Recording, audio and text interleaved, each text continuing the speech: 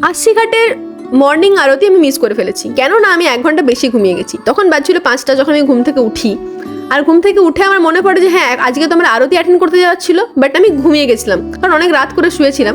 আর তারপর উঠে আমার মনে হয় যে না, প্ল্যান বি সেই স্নান করতে গেলাম, ফটাকসে স্নান করে তারপর আমি রেডি হচ্ছিলাম। মানে শাড়িটা আমি সমস্ত কিছু কুচি সেফটি পিন দিয়ে করে নিয়ে গেছিলাম বাড়ির থেকে, কারণ আমি আগের থাকি মানে আমি তো তোমাদের বলেছিলাম যে আমি বহুদিন আগের থেকে এই ট্রিপটার জন্য প্ল্যান করেছিলাম। মানে আমার ফার্স্ট সোলো ট্রিপ বেনারস হবে, এবং আমি কি কি করব কি পরবো সমস্ত কিছু ডায়েরিতে আমি লিখে নিয়ে গেছিলাম একের পর এক, মানে ভুল হওয়ার কোনো চান্সেসই ছিল না।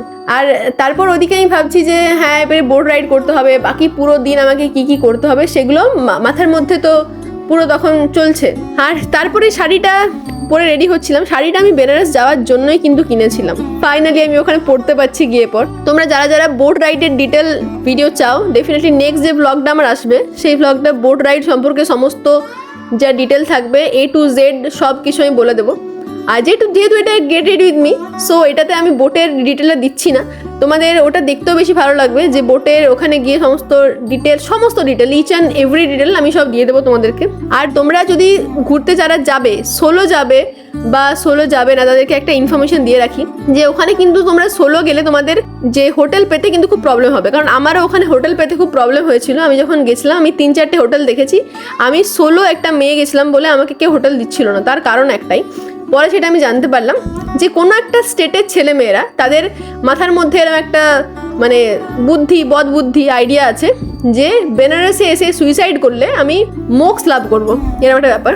তো বেশ কিছুদিন আগে এরকম 3-4টে ঘটনা রিপিটেডলি ঘটে। তারপর থেকে সিঙ্গেল কোনো ছেলে মেয়ে আসলে তাদেরকে রুম দেওয়া হয় না, যদি বাই চান্স সুইসাইড করে সেই হোটেলের তো অবস্থা খারাপ হয়ে যাবে। তো সেই কারণে তারপর যাই হোক আমি অনেকক্ষণ কথা বলে লোকগুলোকে ম্যানিপুলেট করে বুঝিয়ে তারপর আমি হোটেল রুম পাই। বলি ভাই আমি মরতে আসিনি ভাই, ঘুরতে এসেছি, ঘুরে আমি বাড়ি চলে যাবো।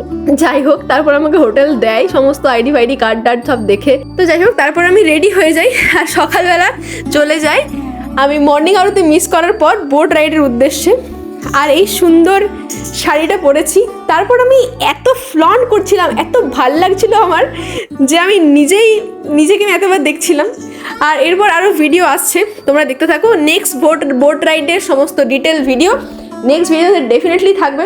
আর তোমাদের যদি কিছু কোশ্চেন করার থাকে কিছু, তোমরা আমাকে জিজ্ঞেস করতে পারো, আমি তার প্রত্যেকটা রিপ্লাই করে দেবো।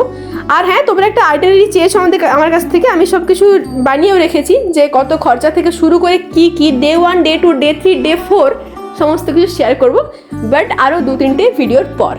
দেখা হচ্ছে নেক্সট ব্লগে। হর হর মহাদেব।